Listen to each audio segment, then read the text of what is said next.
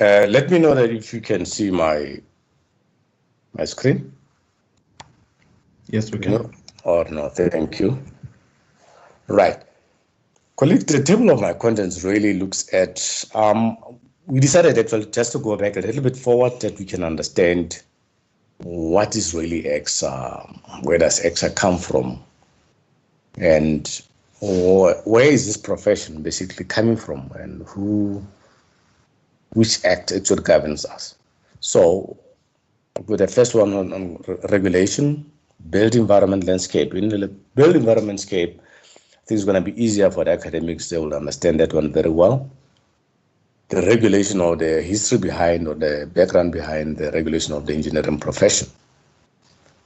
How do we relate as EXA with the VA, Voluntary Association? And the most important thing, and I think I was listening to Michelle, he spoke about the role players in the registration process, because especially from their side as administrators, how the application gets assessed and goes through. And we're talking through to you on the professional development model, the model that you are expected as a candidate, or you get to register as a candidate. Now you start applying to become a professional, and what happens after that? And very important as well, registration requirements. I think that's what Dr. Yvette just mentioned now, to say that's the most important one. Yeah. Regulation context. Colleagues, our constitution of the country under section 22, it says, and I'm going to read it, every citizen has the right to choose their trade, occupation, and profession freely. The practice of a trade, occupation, and profession may be regulated by law. Because of this section 22, the country decided to choose to regulate this profession. And that's where it gave rise to Engineering Profession Act 46 of 2000. That is where, under that Engineering Profession Act, it provided an establishment of juristic person to be known as Engineering Council. So registration is basically a tool that we use to regulate the profession. Tshepang, I don't see, because I've actually projected my slides in the presentation mode. If there's any question, please help me. Just interfere. Okay, sir, I will let you know. Yes. Okay. Built environment landscape. I think most of you, I think you all went to tertiary institutions, especially universities and University of Technology as well. You will realize that when you go to, there's a faculty called built environment. And that faculty of built environment, ideally it will have architect as a discipline. It will have landscape, architectural professional landscape. It will have property evaluators as a landscape. It will have construction management. It will have engineering as if we get a structure as it is in universities. But what you see here in the university, you'll find the dean of engineering or dean of built environment, engineering and built environment. And that under that, you'll find a head of the whole schools of engineering under that, and then you'll see other disciplines under that. So the same model is actually what you see in the country, in the built environment landscape, that we have about 5 or 6, basically, councils reporting to the Council of Built Environment. And then our executive, the Department of Public Works and Infrastructure, that ministry. Now, if we just wanted to highlight, or you can see where EXA fits in. We do have a president, vice president, CEO. Right, I've already mentioned the structure itself, the governance structure, as I've said, that from executive authority, we have the Department of Public Works, which is our bosses. We have accounting authority, which coordinates the 6 councils, which is a Council of Built Environment. Then we have Engineering Council of South Africa, which is accounting authority. Like I indicated, we do have our ex-CEO, who's an accounting officer reporting to the council. The council consists of about 50 members, which are nominated every 4 years. We have a new council. And of course, you will see very soon there's a new council already being, where the Minister of Public Works and Infrastructure will announce the new council.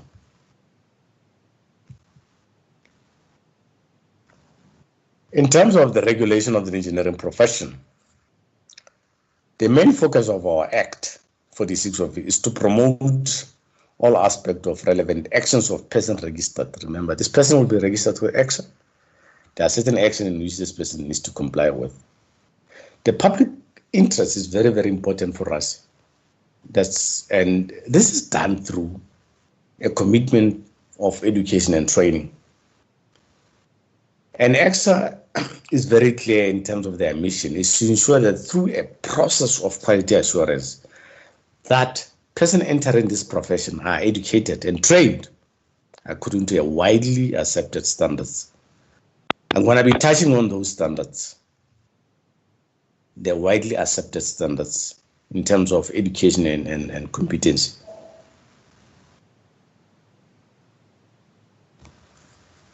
In terms of the mandate, if you look at if you read the Engineering Profession Act of 46, under Section 13E, it says EXA may establish a mechanism of registered person to gain recognition of their qualification and professional status. EXA, as we speak now, we are a member of International Engineering Alliance. This Engineering Alliance is basically a global non-profit organization. It comprises signatories or members, 42 jurisdictions within 30 countries. And I'm talking about the stats that we have in June this year. Of course, it's got about 7 international agreements. And these international agreements govern the recognition of educational qualification, as we said. The reason why I'm emphasizing on these educational qualifications, it's going to come through. And when I joined the meeting, I could hear Sepang and Marshall trying to explain to you about these qualifications. Alternative route, what qualifications are required for you to apply. It's very important because they are in line with this educational accords and the professional competency through competency agreements. So we have 2 educational accords and competency agreements, which I'll talk about it here. When I spoke about educational accords, we have a Washington Accords, that's for engineers. Sydney Accords, that's for engineering technologists. Engineering technicians for Dublin. I spoke about educational accords, 3 of them. But under the competence, we have 4 agreements, which is International Professional Engineers, IPA, Asia Pacific Economic Cooperation for the Asian continent, but we are not part of that. ESCOM is not, EXA is not part of that agreement. The one that EXA is International Engineering Technologist under Technologist and Engineering Technician Agreement under Engineering Technicians. So basically, as much as we do have 4, what governs us is IPA, IETA, and AIET. Again, this is just for information, colleagues, that you are aware. I'm showing this because in many cases, I think EXA has been in the past being accused that all the qualifications that are coming from the African continent, we scrutinize them. But whereas when they are coming from other countries, Asia, and we don't scrutinize them. why are we doing this. So it's very, very important why I'm taking you through this, is for you to understand these accords that are governing us, that we are part of as EXA.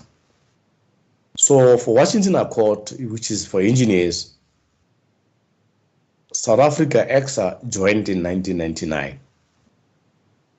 But the countries that are involved or signatories or members, there's about 21 of them.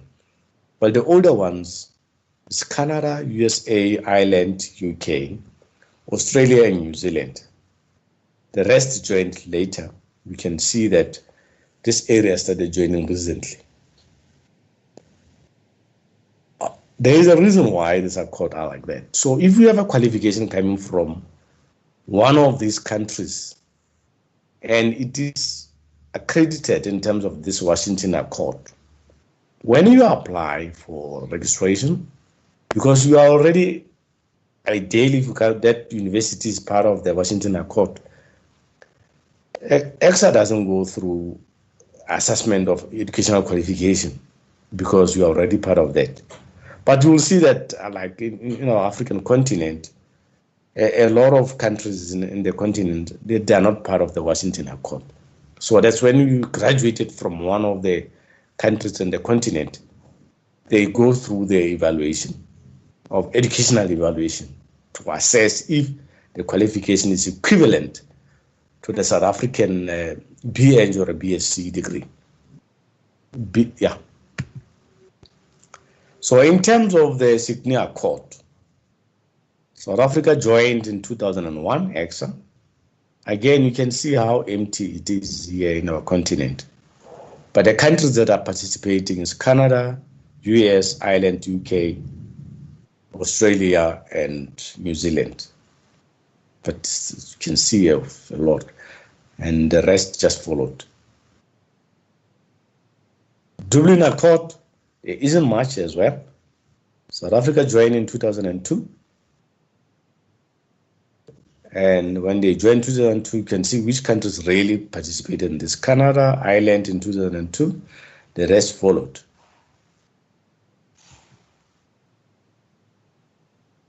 In terms of the competency agreement, remember I was talking about educational accords. Those were the three accords I spoke about. Now we have signed, or you are members of this International Professional Engineers Agreement, technologists and technicians. Now you will see again when you get to these ones on the competency agreements that we actually signed this. We became members of this even before the Act was passed, 1997, and we can see which countries really were at that time were part of this. So the competency agreement were even there before the educational accords were there in terms of the agreement on the competency. But you will see similar countries more or less participating. The rest are now recently just joining. And this is for the technologist in terms of the competency agreement. Same, the rest of the world is still not there, but Ireland, UK, Canada, Australia, and New Zealand. You know what I like about this is that we had some of the members that EXA, people who are registered with EXA, who left to some of these countries. When they arrived there, the first thing that they was required was the registration with Engineering Council of South Africa. For them, they got employed, but they got surprised when they got to these countries that they were actually looking for the registration with the professional registration with Engineering Council of South Africa. So some of them, they came back to the country purely for the registration, professional registration, to show you that this is not just word of mouth. It's valid and it's implemented and it's working in the world. Of course, this is for engineering technicians. And South Africa joined in 2016. There's very few countries that really are participating here. It's almost like 6. We can be registered as a professional engineer in South Africa and EXA. There is also international professional engineer. In other words, once you are registered as an international professional engineer or international engineering technologist, you are automatically accepted in the world. And there's a process towards the end. I will show you that how to go about applying for that. But firstly, you need to apply to get registered with EXA. Thereafter, then you can apply to become internationally registered. Once you are internationally registered, your application countrywide is flagged.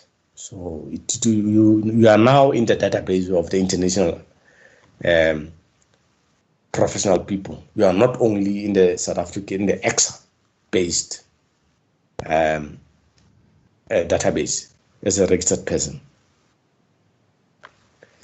Any other question on this competency and Washington Accord? I mean, and the educational accords? There was a question from Jube, which I'm happy to respond. Yes. It relates to his qualification, a base qualification as a BEng mechanical. Yes. But he's working in an electrical engineering environment or other, such as renewable energy or the likes. Yes. So he wants to know if he can use his current experience in a different discipline to be considered to demonstrate his competency. So my response to that, Jube, is that when you're applying for a professional engineer, that there is you need to be specifying what discipline you are applying for. In this case, your base qualification is mechanical engineering. We understand that there's a very fine line between mechanical and electrical engineering, especially when it comes to certain type of environment that you practice. So to respond to your answer, yes, your experience practicing in electrical engineering can be considered if you have demonstrated or you can indicate competence or demonstrate competence in line with the discipline that you're applying for. You need to remember that when you submit your application, it's going to be assessed by people within the same category and discipline that you're applying for. So say, for an example, you choose BEng mechanical. The people who are going to be assessing you are professional engineers, registered professional engineers in mechanical engineering. So they will be testing how you're applying fundamental principles of mechanical engineering in that specific electrical engineering environment. And then once that has demonstrated competence against the policy document R02PE in accordance with the 11 exit level outcomes, you will be deemed to have indicated or demonstrated competence against that. One thing to remember there is that you need to define which discipline you're going into. And if you choose to go to electrical, your base qualification is mechanical. You must know that you're going to be assessed by electrical engineers in there, not mechanical. So just to avoid that kind of confusion, we understand that there is a cross-link between disciplines, but the fundamental application of fundamental principles are typically associated with your base qualification. So it is possible that you can apply fundamental mechanical engineering principle in an electrical engineering environment. So in that way, you can submit your application as BEng mechanical, but you know that the mechanical engineer that is assessing or interviewing you has experience in the environment you're practicing in.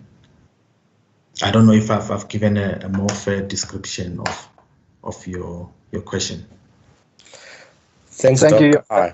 That answer is very clear. So I just wanted to confirm that it is definitely allowed to apply in another industry or in another profession. So yeah, thank you. That's pretty clear. Thanks. Yeah, just to add on what the doc have just said now. The most important thing that you need to be aware is that outcome number 3, application of engineering principles. Hence, once we get registered, we don't say you are a professional engineer, mechanical, professional engineer, electrical. We just say professional engineer, that's it. So it's very, very important when you apply, with a B.Eng mechanical and you are practicing within the electrical, those fundamentals of electrical are there. But you must indicate within your application form which area are you practicing at. We have actually registered people, to be honest with that. So it has happened before. It's not like a theory. We have registered people who, take an example, I think University of Stellenbosch does provide a degree in mechatronics, which you'll find an applicant having being more mechanical but practicing in electrical. So it does happen. So it's not really a problem. Thank you. If there's no question, can you allow me to move on? Yes. Okay, I'm done with competency agreement and Washington Accords. I'm now moving into relationship with the VAs, voluntary associations.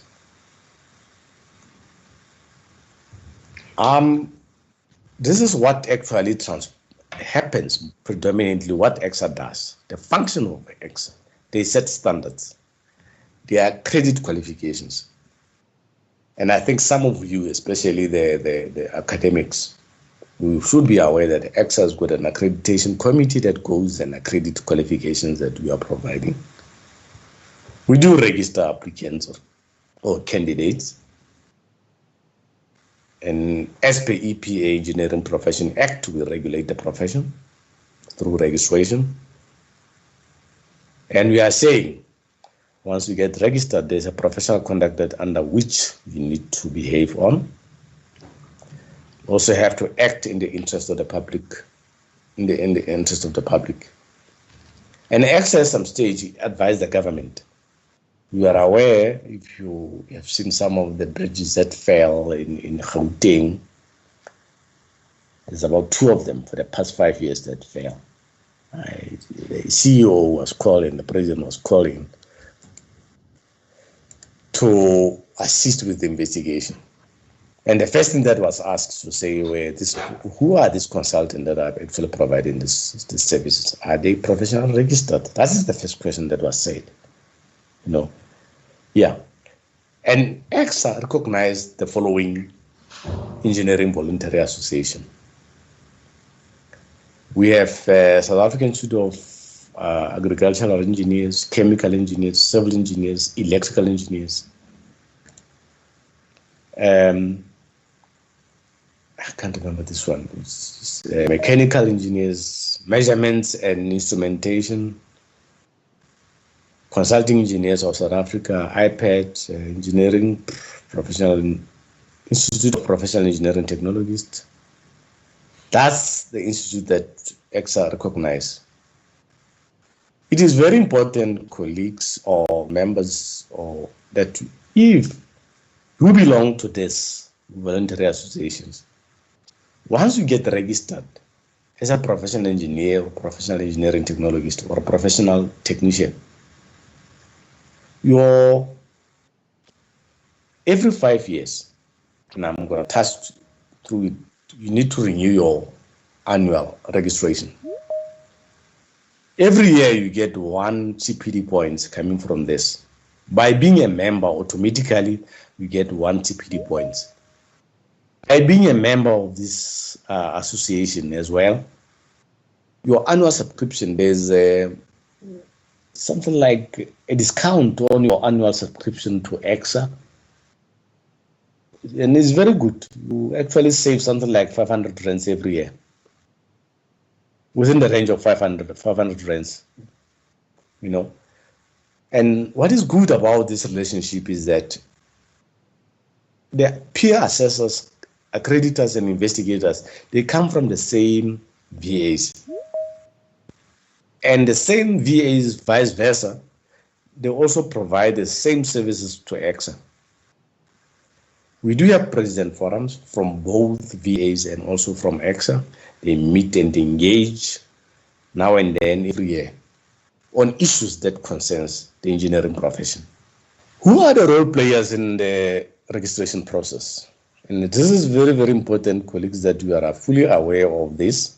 because just before I joined you, there was some discussion, I think, with you and Michelle and Tapang regarding this. Who are involved who are the people that are involved in the registration process? We have qualification evaluators. These are the people that evaluate the qualifications, especially for those people that have got qualification from the countries that are not members of the Washington or of those 3 accords. And then we have an education committee. The same committee actually does the qualification evaluation. And this committee comprises of even volunteers coming from outside EXA. Within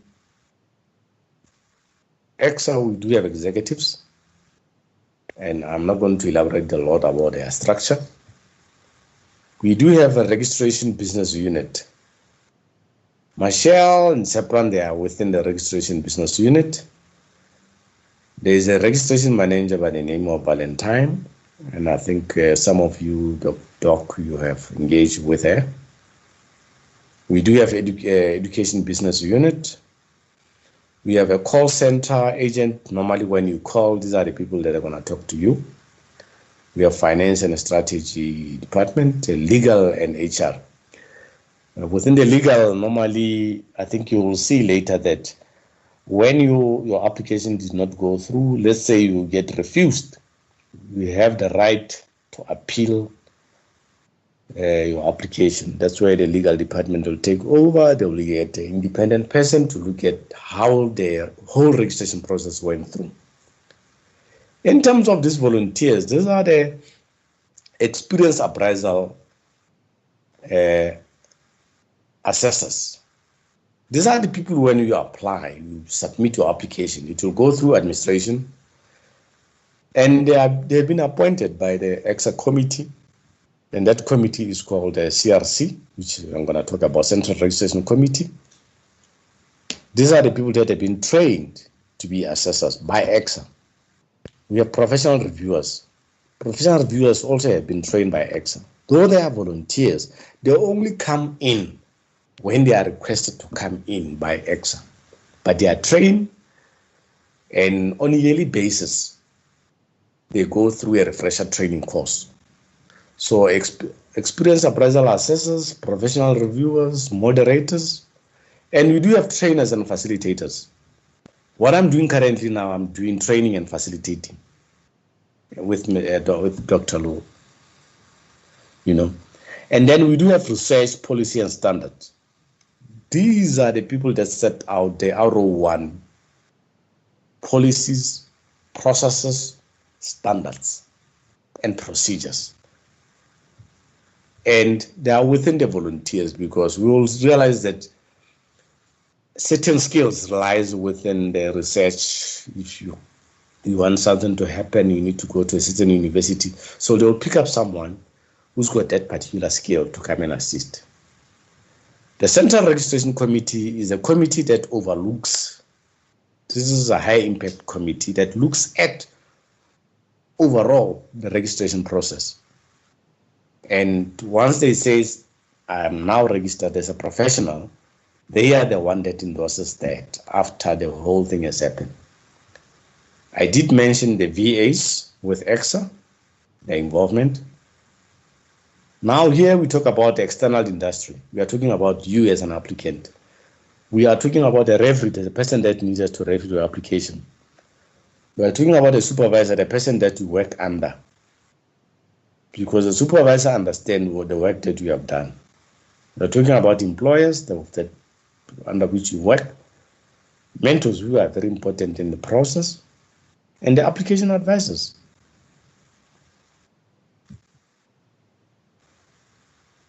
Earlier, when I started this presentation, I spoke about professional development model to say how this model works. We actually call it a model, but it's the stages. Stage 1, stage 2, stage 3. Remember, you need to meet minimum standard for engineering qualification, which is accredited by EXA. That's step number 1. You graduate, you register as a candidate engineer, candidate engineering technologist, candidate technician. Then during that period, once you are registered as a candidate, you need to meet professional competency, which I think that's where most of you are interested at, stage 2. Because this mostly you find that, oh, I've got it. That's when we expect you to have training and experience to meet this. Then we can apply for professional registration. Then you get registered if everything you meet both educational and professional competence. I spoke about this 5-year renewal professional registration test. Once you are registered, you are expected to observe the code of conduct, which I spoke about, professional conduct.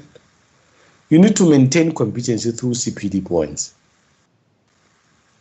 You need to pay your annual fees, because if you don't pay your annual fees, it will be struck off. But we don't just strike you off, we communicate with you very well. How do you maintain competency through CPD? The same voluntary association that I've spoken about, they provided that CPD points, continuing professional development, and then normally they apply those things through EXA. EXA will approve them, and then every year, once you have attended those training, you will know that there's a conferences that you attend. They have to be registered with EXA to get an accreditation number. And the person who provides that particular training, it will be sitting in our database of EXA. So every 5 years, you need to renew your professional registration. I was renewing mine last week. Right, still under registration requirements. I just want to declare this up front. We are not focusing on this specified category. These are more like a specialized environment where we have lift inspectors, machinery inspectors, medical equipment, people that actually maintain the medical equipment, the fire protection inspectors, civil labs, technical controllers as well. These are the specified categories. People get registered under this category. But for the purpose of this particular training, we are not focusing on these. Please just pack them. This is where we are to say you can either register as a candidate engineer, candidate engineering technologist, candidate certificated engineer, that's for a government ticket, candidate engineering technician. But once you move away from candidate, you can now apply to become a professional. But you can still apply directly to become a professional, even if you are not registered as a candidate. To become a professional engineer, engineering technologist, certificated engineer, and engineering technician. This, what I'm flagging now, and I could actually hear Michelle explaining this. For engineering technicians, these are the qualifications, and I think, colleagues, this is the most difficult application to deal with, because there is a legacy here. Before 1971, 78, 71 to 1980, and post 1980, qualification that came after 1980 and the one that came before, because we still have to recognize this qualification that came through. So for candidate and professional engineering technicians, this is what we have. And I hope if I listen to Michelle very well, he has shared this qualification with you.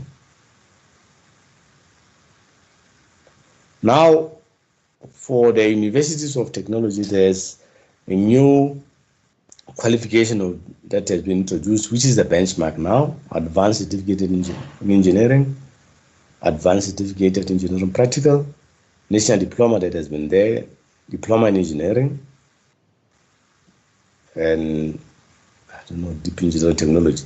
So the older ones are national higher diploma and BTech, but we know that they are phasing them out. A lot of universities are phasing them out. We are now talking about BEng Tech and then advanced diploma in engineering. That's what we're talking about now. I think the same applies to engineering technologist, because he's technician and then you move him to become a professional engineering technologist. And then, in terms of registration requirements, education and training experience, I'm just saying for you to become a PRNG, educational wise, we know that a BSc or a BEng is 4 years. But in many cases, people finish that thing in 5 years or 6 years. Very few finish the degree in 4 years. In terms of the requirement of training and experience, we only say we need 3 years. We also know that 3 years. Okay. We have a hand, sir. Okay. Question, please. Oh, it was a mistake. Yeah. Apologies, James. There is a question from Neon Klapo. Okay, which I can respond. Thank you. Neo wants to find out what is the point of registering as a candidate if you can apply directly as a professional engineer. The purpose is like you actually save on your registration fees. If you are already a candidate and you want to submit an application as a professional engineer, you pay way less than what you pay if you're not a candidate. But apart from that, there isn't any other benefit. I hope that is it's clear. Yeah. Thanks. Yeah, you may proceed, James. Okay, but also just to comment on, yes, that additional 1 year is actually recognized, because remember, when you're doing your research or you're doing masters and PhD, it's a project on its own. So it works, it gives you another, how can I put this? You get a benefit of that as well for your training and experience. When I say education is, we say 4 or 5 years, we are saying under normal circumstances, you are expected to finish your degree in 4 years, but we know that people finish this in 5 years. We are not talking about a master's degree. We are talking about the accredited undergrad qualification. That's what we are talking about here. We can have less training experience because it is required. I know one guy, we are struggling basically to get his competency on what he was doing. But then we realized that his research project was actually even more advanced than any other training experience, that the work he did during his research was even excellent, was more excellent than any other work he was doing at work. So his master's or his PhD, what he was doing a research on was actually adding value to the engineering profession. Okay. But just to add on again on the candidacy, remember candidacy like as we said, we pay half of the fees. It's actually half of the fees because the application fee is 8,400. If you are not a candidate, candidates are paying 3.9, 3.8 or 4,000. But remember, as a candidate as well, it gives you an opportunity to get a mentor to go through a proper training before you can register as a. But when you apply and you are not registered as a candidate, chances that you could be practicing without a mentor. There's nothing wrong without a mentor, but just make sure that you are disadvantaging. You could be disadvantaging yourself because by the time you apply, you are not ready, or you have not addressed the right things that are required for you as a professional. So yeah, for that question that came from Neo. Okay, let me move from here. Going back to registration requirements in terms of qualification and level scripters. This, I think, Marshall elaborated on these qualifications. Can you please confirm, guys? Maybe I will just run through. What is important? This level scripter, solving complex engineering problems and performing complex engineering activities. This is what mostly the gap is. Quite a lot of guys, a guy will be doing more activities as a well-defined and is an engineer. is applying, but when we assess the application, the level descriptor under which this person is operating is here, or he could be here. But then later we'll explain what does a level descriptor means, because this level descriptor is under our standard guideline, which I'm going to request you to read them, which I'm going to request you before you apply for your professional registration. Please, or before you can even complete the registration application form or your application form, please go through this. And if you don't understand, don't just continue and do them, because mostly this is where the confusion starts.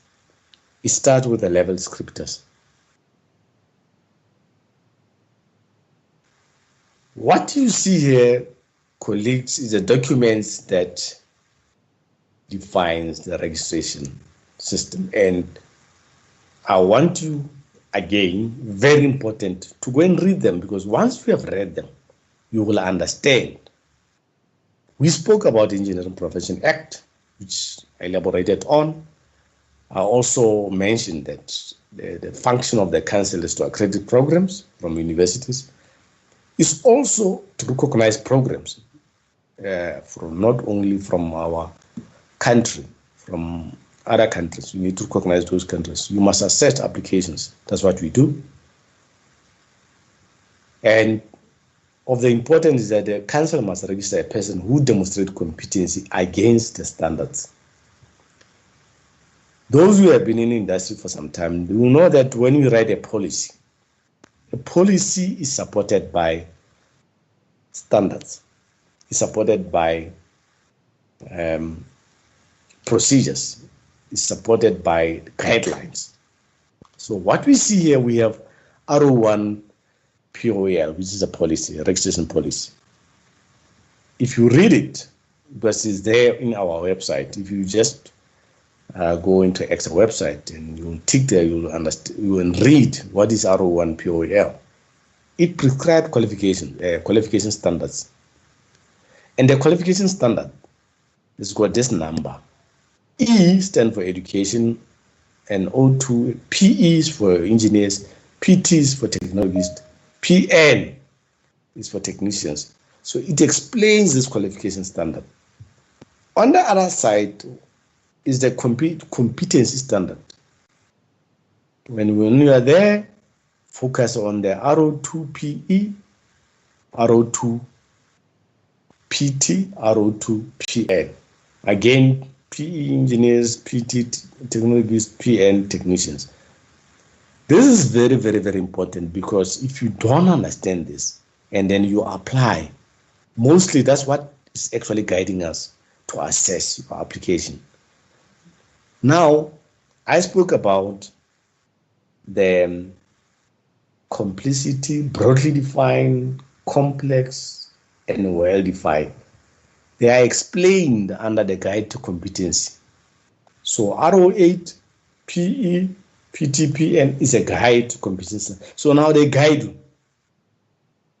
And the other one that is very important, will help you within your own discipline, is called R05, discipline guideline, specific training guideline. Because now here, if let's say you practice in electrical engineering is very broad. It's got something like a sub-disciplines, control engineering, power engineering, electronic engineering, telecoms. There's a lot under that.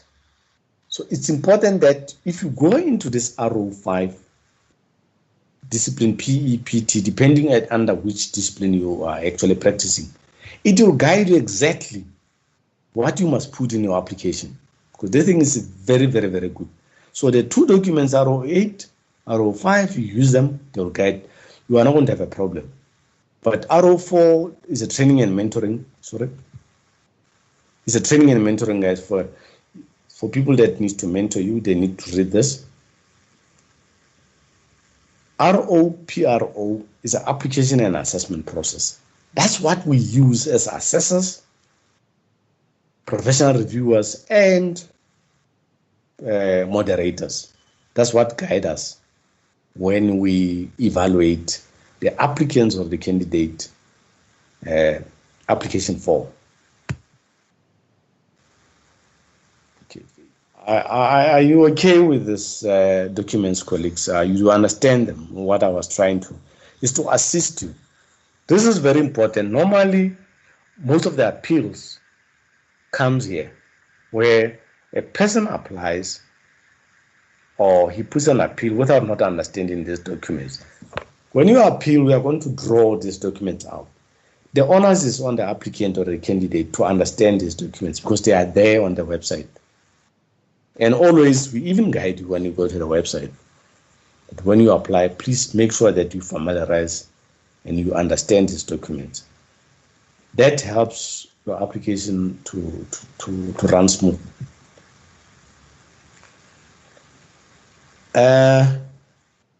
This is a process flow chart or flow diagram for registration. This comes directly from this process I spoke about, R02, R03 PRO, application assessment process. So this flow chart, as I said, is coming from R03 PRO.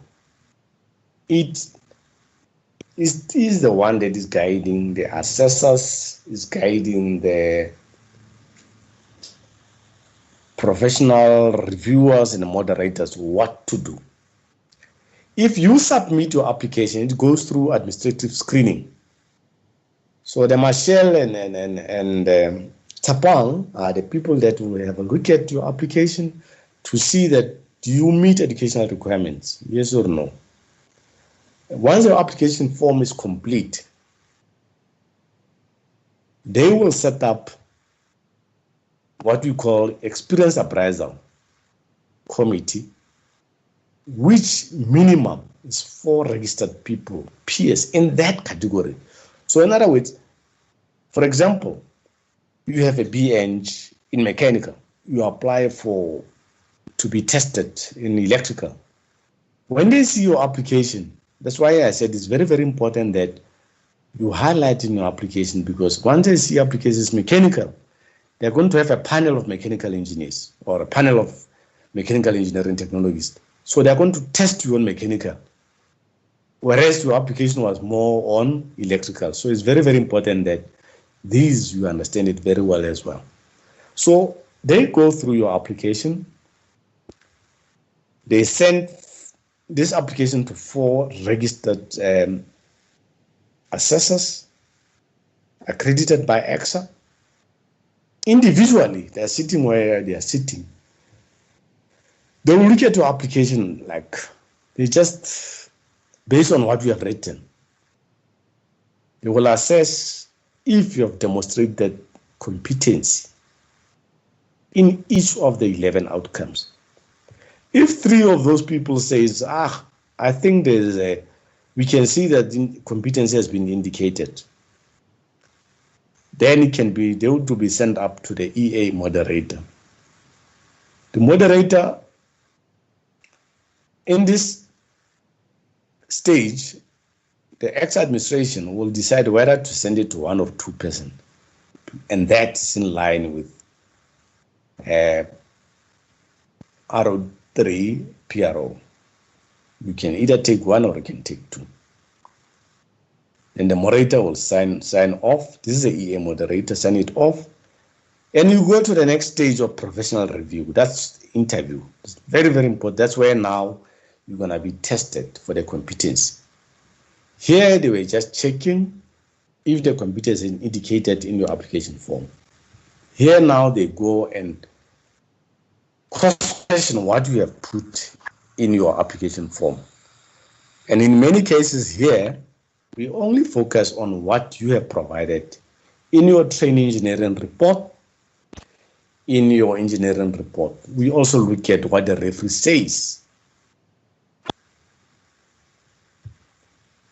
Okay, and then after that, it goes for PR moderation. That's another moderation.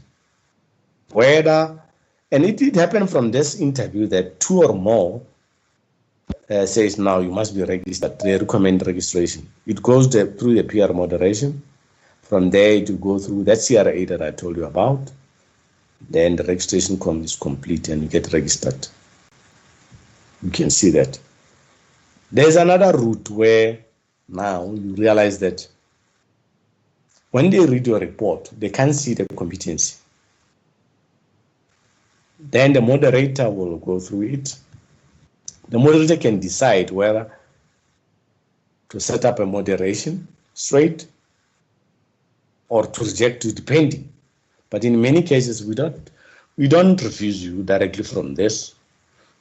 Normally, when they realize that competency was not indicated, they'll keep your application in abeyance, but you don't pay the application fee again. Normally, abeyance is within the period of 12 months. But when we put it in abeyance, is when you reapply, it goes back again to administrative screening. It's like a new application.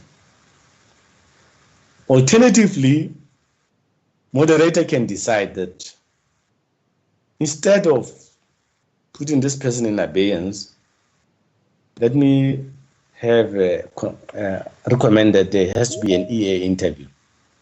And when that person passes the EA interview, it goes straight to PR, and then it goes through again. I hope this explains. I don't want to go further into the refusal mode, because the key important thing here is that if you can understand how this works, so even in future, for me, it's not to explain to you the refusal stage. It's for you to make sure that your application is complete. You have indicated the competency. You have demonstrated the competency, then we can register you. We are not in the process. Our mandate is not to refuse applicants or candidates, but it's also to assist as well. Hence, we are having this type of training today. Okay. Here I'm talking about candidate and professional categories that, and I think Neo was asking what you can actually become a candidate or you can become a professional. You can actually register in the professional category. But you become a candidate, as long as you meet educational outcomes, then you can become a candidate. But here is both educational outcomes, but you must also demonstrate the competency against the standard that we set in RO2. PE, PT, PN. Any questions?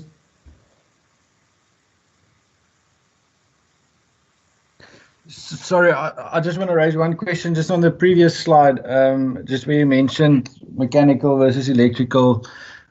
Just want to ask if you have experience across multiple disciplines, say it be mechanical and electrical, and you say apply for electrical, is it going to help if you put the experience that you had in mechanical, for instance, into your reports to meet some of the outcomes as well, or does it definitely have to be in the electrical discipline?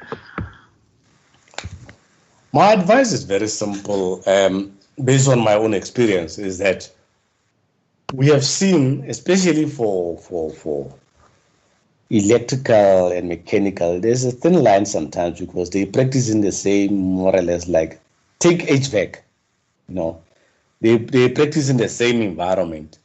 So we are able to see when we read the report that no, this person is basically more mechanical, more electrical.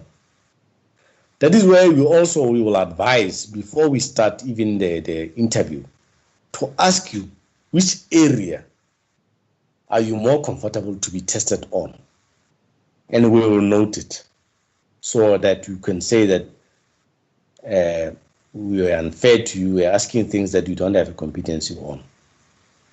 So it's always very, very important that you lead to say, guys, I could be electrical, and I know some guys who have got a degree in electrical, but they are practicing in mechanical, and mechanical are practicing electrical. It's very, very important as well that you lead. You don't just let. I can tell you most of our administration officers, they always help us to say, no, this person has got he's got multiple competencies. They do mention it, but also we as professional reviewers and assessors, we can see that. But you must, it's always the onus is on you before even the interview starts, to demonstrate that, to say, guys, be careful, just to alert them to say, be careful, don't move forward before we start. This is my area of speciality. Are you clear? Clear, thanks. Thank you. Here is just a repetition of what I told you, that we have an EA stage, we have a professional review.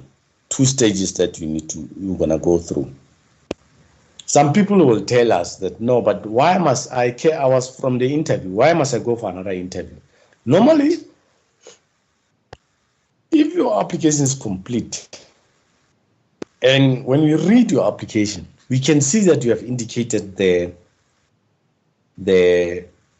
competency. You will go straight to professional review, but you all know that you will jump the stage. You will not go for EA interview. But you have not jumped the EA appraisal stage because it went through, we didn't see it. Because they were happy with it, and then you passed your EA, then you went to professional review. The problem starts with when they assess your training and engineering report, and an engineering report, then they realize that competency was not indicated. You are likely going to go for EA interview. Then when you pass that interview, you go for professional review interview. So when people will ask, why must I go for 2 interviews? I was in another interview, then I'm going for another interview. So just be aware of these 2 stages, that it's not 2 interviews. You went for this interview because you could not indicate in your report, because we wanted to allow you to go to the real stuff, which is a professional review. That's the one that they test your competency. You have to demonstrate competency here. Okay. What is very important is that when your application is refused, we give you an opportunity, we grant you for advisory interview, where we're going to advise you on the areas that you do not cover, on the outcomes that were lagging. So that is given, we can do that. But sometimes interview is needed just to obtain more information on clarity, to complete assessment. And what am I saying here? It talks to EA interview, where we just want to get more information, because in your application, there were certain things that assessors were not aware of. It needed to be clarified. And something that I needed to show you, colleagues, to show you that our process we can rely on, is credible, is consistent, and that is in line with the Constitution. The people that do your EA appraisal it's not the same person who's going to do your moderation. The person who does your professional review is another group. The person who's going to moderate that is not even involved in stage 1 or stage 2 or stage 3. None. So for every stage, there is a new assessor or there's a new professional review. This we discussed, colleagues, about what are the educational requirements. I think all of you now are aware of these qualifications. We did say.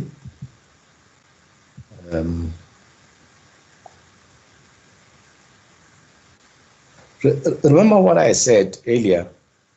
There was a table that I showed to say 3 years after post undergrad, we expected to have 3 years, but like we say, a lot of candidates, a lot of applicants struggle to immediately after 3 years to acquire the competence. Hence, EXA has signed what we call with employers commitment and undertaking, where these companies are now committing to say they've got a training program to develop their candidates so that when they get to a professional application stage, they are ready. One of the problems, and I was sitting in another committee or appeal, where people spend a lot of time on a particular element or training, which has got no or doesn't have qualitative objective. It's just today I'm going to work, he does this, and then that's it. And he spent almost like 10 years, 9 years. When he applies and then he realized that he did not meet the competency, then he comes back and say, how can you guys say that I did not demonstrate competency, whereas I've got 10 years? This is normally happens when you spend a lot of time on the work or on the training element or particular activity which will not help you to get registered. You understand? Again, I'm not going to talk about this because I said, who are the role players in the registration? We spoke about supervisors and candidates, and the reason why we actual fact put this information here is because a candidate will come to interview and blame the employer for not acquiring the necessary competence. But we are emphasizing that the candidate should appreciate the onus on him or her to ensure that the training is received. Hence, we emphasize this. But we are saying supervisor must direct and control. One of the problems is that you find that your supervisor is not registered in your own category. In other words, you could be operating, your supervisor could be in a well-defined and has been guiding you or directing you in the area of a well-defined, and you thought that it was correct. And then where you are actually supposed to be practicing, or your area of activities should be within the complex environment. So this is very, very important that your supervisor must be a person. We are not saying must, but we recommend that it should be someone who understands what is expected out of your category.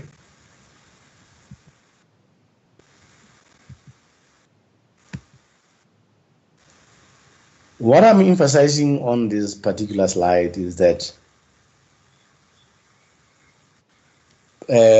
engineering personnel are able to perform function because of their knowledge, skills, and attitude. You normally find that a lot of engineering practitioners are knowledgeable, but their attitude tends to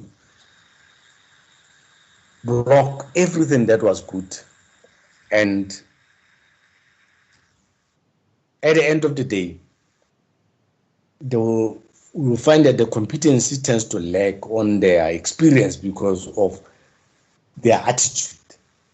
So what is very, very critical is that you really have to make sure that you are knowledgeable and you are skilled and your attitude is right. This we normally pick it up during the interviews, that there's nothing wrong with this individual, this applicant. The key issue is that his attitude is not right to acquire the right skills, or he's focusing on the wrong areas, Yeah. I think that's sufficient.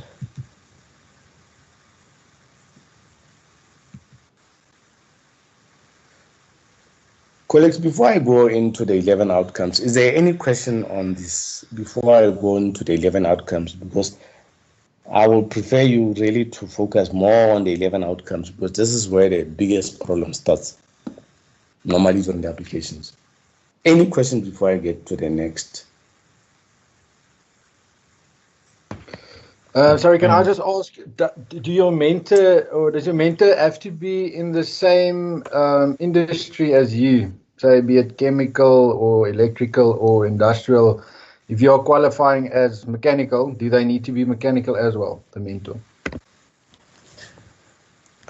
Thank you. That's a very good question. It doesn't necessarily that the mentor has to be in your area of, because you need to understand what is the function of a mentor. Let me go back.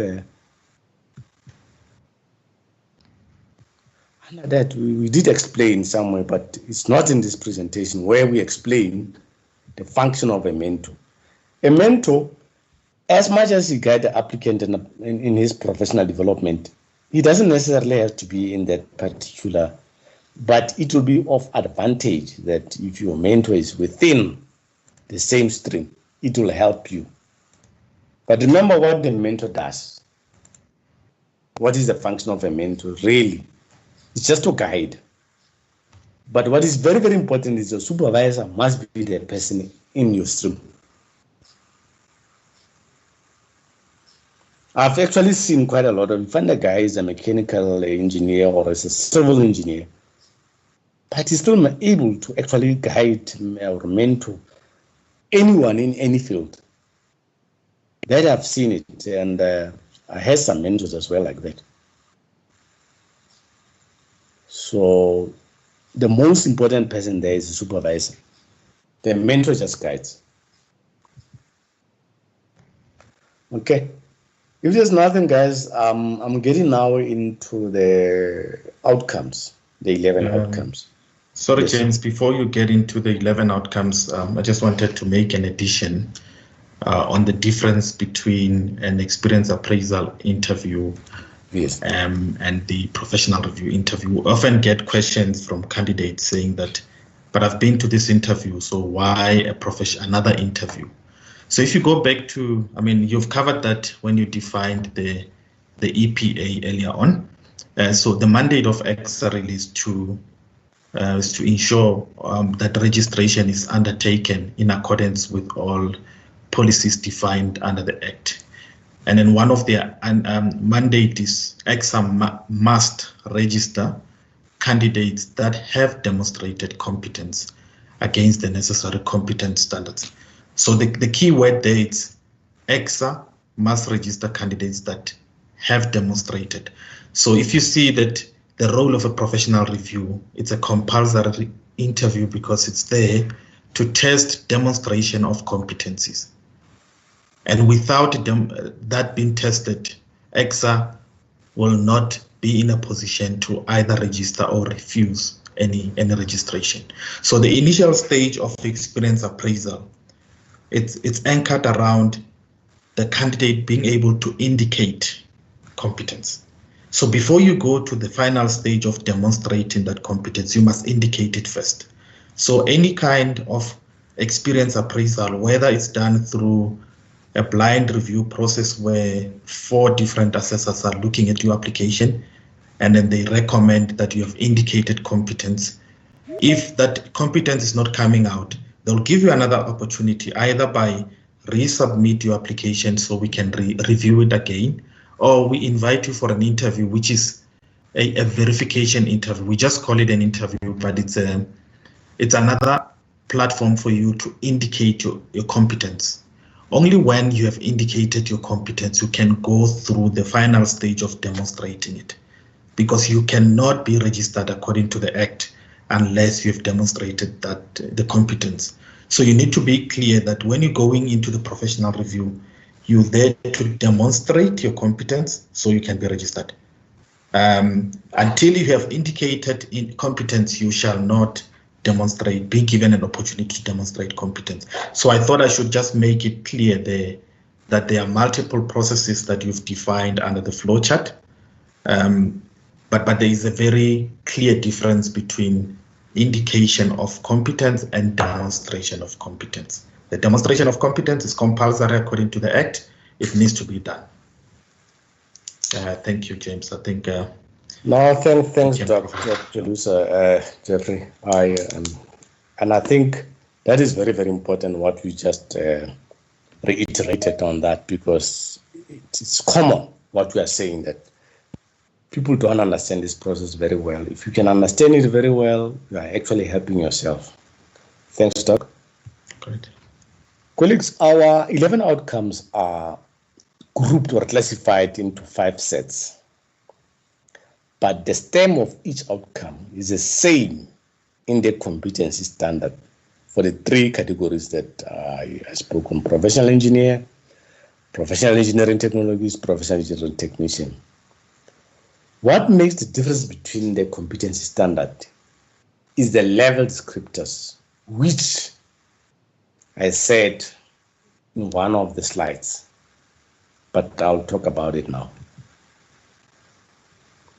When you look at this group A, because I said it's grouped in five groups, Group A has got 3 has got define and investigate and analyze complex engineering problems. That's for engineers.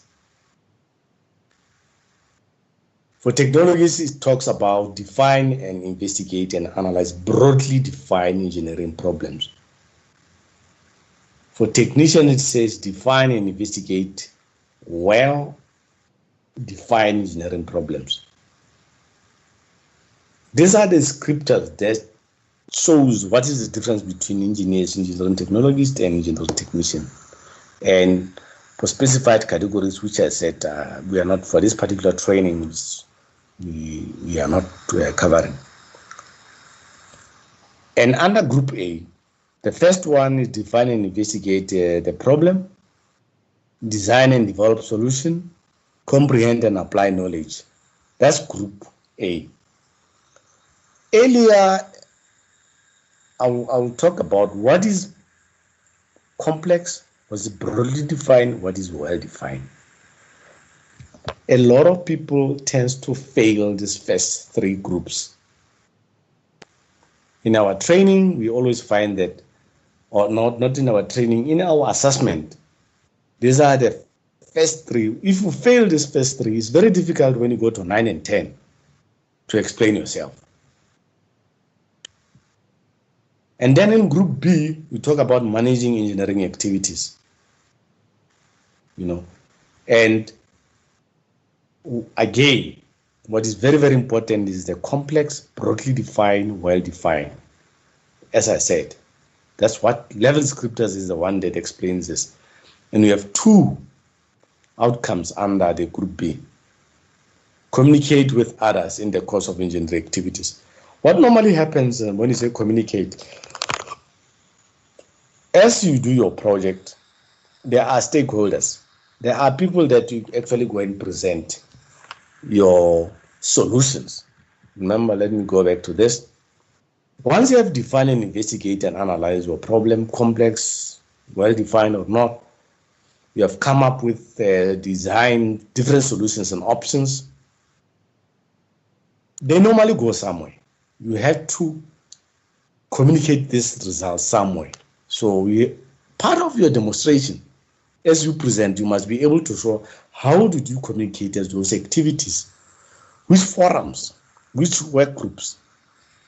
And the other one that to talk about the management of engineering activities. Remember, if any project, you have to project manage it. Simple as that. So these are the type of outcomes that we should not really fail, because on daily basis we actually go through this. But remember, they have to tie up to your type of activities that we are trying to solve. It has to tie up to a complex, it has to tie up to a broadly defined, it has to tie up to a well-defined. The next group, like I said, is 5 now, Group C. What is the impact of your engineering activity? Basically, you have already defined your engineering activities, but I must emphasize that the Group C does not necessarily mean that it must tie up with outcome 1, 2, 3, 4, or 5. It could happen that the Group C competency outcomes, they are from another project. So you don't necessarily have to stick to what you have been doing. You can actually give us another project to demonstrate these outcomes, where we talk about outcome number 6. Recognize and addresses the reasonably foreseeable social, cultural, and environmental effect. For every engineering activity that you do, we always ask a question on the social activity or the cultural activity or the environment. Did you look at how the thing affects the environment? Did you recognize how the thing affects the social or the cultural issues? I could be saying I'm going to build a road, then the next thing all of a sudden, you remove an indigenous tree. It's a problem. I could be saying I want to build a line, a transmission line passing through a certain area. There's a river there. And there's requirements around these rivers. I could be going there and dig there, and there's requirements around the protection of certain areas, which affects the environment. The oil spills, things like that, which affects the environment. That's a typical thing that we say, as we are doing activities, it depends on what we are doing. But there's always, any engineering activities has got an impact on the socio-economic, on the environment, in many cases. Hence, some of the projects, they just halt because we did not consider these things. The regulation, legal and regulation requirements. Guys, we are governed by certain acts. These acts, you need to demonstrate that as you do your work, you have met all these legal requirements. And during the interview, you need to demonstrate. You should not just tell us, because I'm going to ask you, where did you do this? Because it's easy to put it in your application form. I did this, I did this, I did this. But I'm going to ask you, please demonstrate by giving me a project that you did where there was a legal requirements or there was a regulation requirements that you have to meet. How did you do that? There's an OSH Act.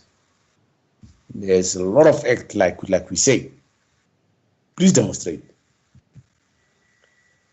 The fourth group is acting ethically and exercising engineering judgment and take responsibilities. 9 and 10.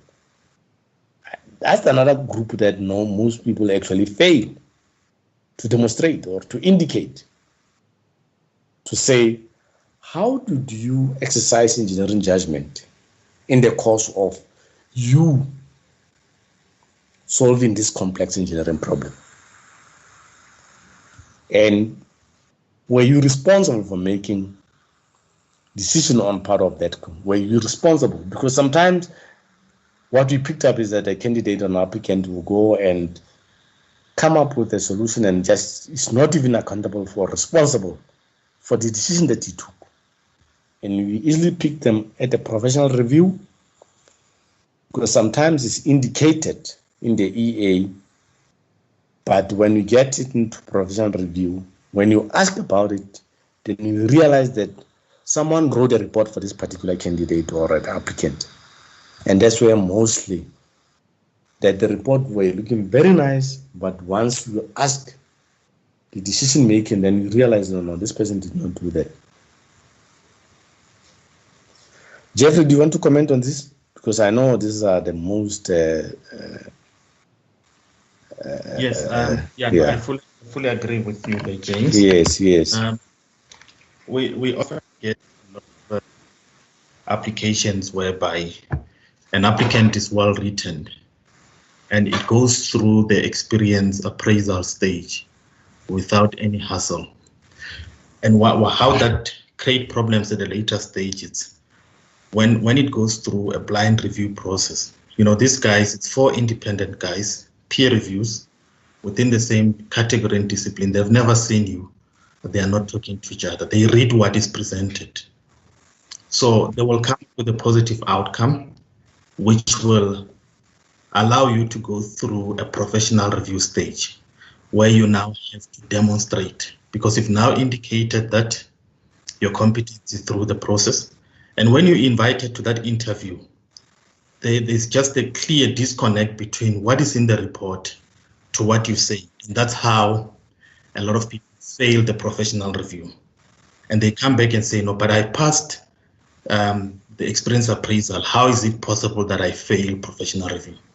Remember, as I said earlier on, that the professional review, it's mandatory. It's there for you, for EXA to evaluate your competence that you are able to demonstrate. And it says you need to demonstrate competence against all groups and all outcomes. So if you fail one of them, according to the Act, you shall not be registered. And that is basically pure based on the assessment of you being able to demonstrate competence. So it is possible that you can fail the professional review because you're not presenting that information the way it was presented in the document. So that interview is for you to actually demonstrate yourself, being able to put what is in the paper and convince the panel of professional review that this is really your work, you are competent, you can defend it. So it's a very important point that you've indicated there, James, that we come across individuals that just don't have a clue of what they wrote or what they presented in the experience appraisal stage. Exactly. I think I just forgot something on that outcome number 8, conducting engineering activities ethically. Okay, I can comment on that, James. Yes. The Engineering Profession Act makes provision for a code of conduct, but it's only applicable to registered professionals. So as an emerging professional, it is expected that you need to be familiar with the content of the code of conduct. It clearly identifies how one must conduct themselves in terms of confidentiality, the general ethical behavior of a professional. And you also need to be aware of possible conflict of interest through your process of undertaking engineering activities. It is often that when you're sitting in an interview or you're presenting your portfolio of evidence, you don't know as a candidate how to respond to this.